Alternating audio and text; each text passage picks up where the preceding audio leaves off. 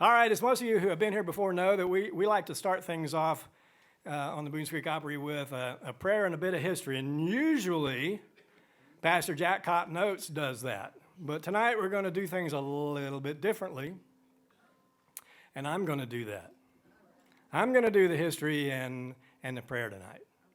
And I specifically asked to do that because if you've been here for the last few weeks, you know that Jack has been doing a series of history lessons on the various instruments that you'll see up here on this stage.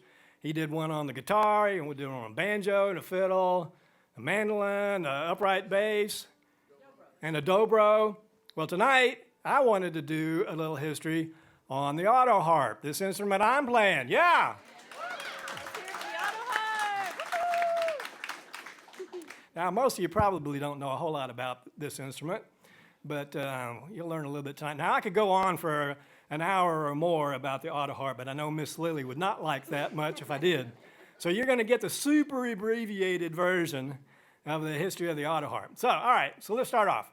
Now, if you look at this instrument, and if you could imagine, you see it's got this contraption on the front here.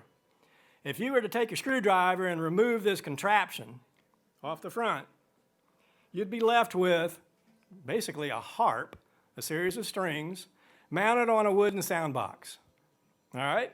A harp mounted on a wooden sound box. Well, harps mounted on wooden sound boxes are called zithers.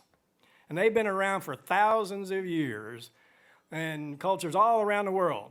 Okay? It's the wooden sound box helps it, gives it, some more tone.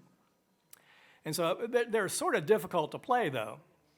And in the early 1880s, a genius by the name of Carl Günther, who lived over in Germany, invented this contraption that's on the front here.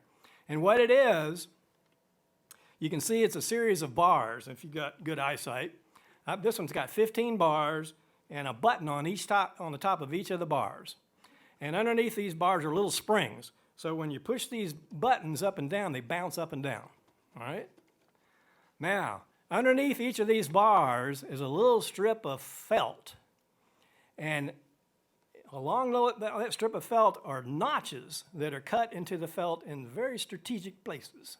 All right? So that whenever you push down on one of these buttons, wherever there's a notch, that string is going to ring.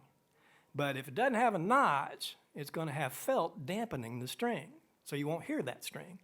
So they're strategically cut in certain places to be for specific chords. Now, I know I'm getting a little technical here, musical and all that stuff, but some of you folks know what I'm talking about. So if you're going to play a G chord, only the notes that are in a G chord are the ones you hear, because they've got notches cut in the felt there. That's a D chord. And so that's how it works. Now, it was originally designed to be a rhythm instrument. It was very popular in the 1890s as a parlor instrument, because back in those days, people had to make their own music. And, the phonograph was not very popular at that point. Not very many people had them, so people had to make their own music in their parlor. And it was very, very popular in the 1890s. A lot of them were sold. Well, when the phonograph came along and people started listening to, records, they didn't have to make their own music as much. And as a result, the Autoharp kind of died out in popularity, but it hung on in the southern Appalachian Mountains, where we are right now. It hung on around here, and then in the 1920s, there were a few people, early country music recording artists, started making country music records playing the Autoharp, like Pop Stoneman, remember him? 1925, he recorded Sinking of the Titanic playing an Autoharp. And then the Carter family came along in the late 1920s, and they had an Autoharp. Sarah Carter played the Autoharp in that band, and she just played it in rhythm. And that's what Pop Stoneman did too, because that's what it was designed. That's what it was designed to do back in those days. Well, things have changed.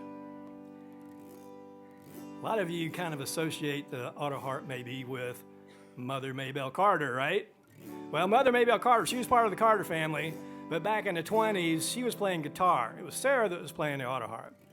But in the 1940s, when the Carter family broke up, Mother Maybelle formed a band with her daughters called Mother Maybelle and the Carter Sisters, And it was at that time that Maybelle she picked it up and started holding it like this. Because before then, people had held it in their laps or on a table.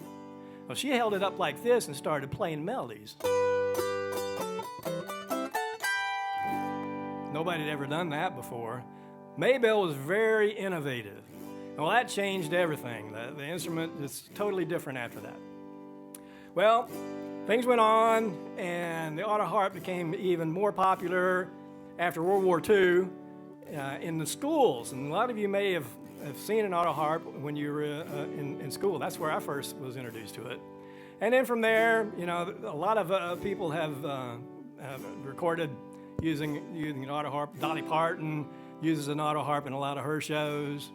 Bill Clifton, John McCutcheon, Little Roy Lewis, Sheryl Crow.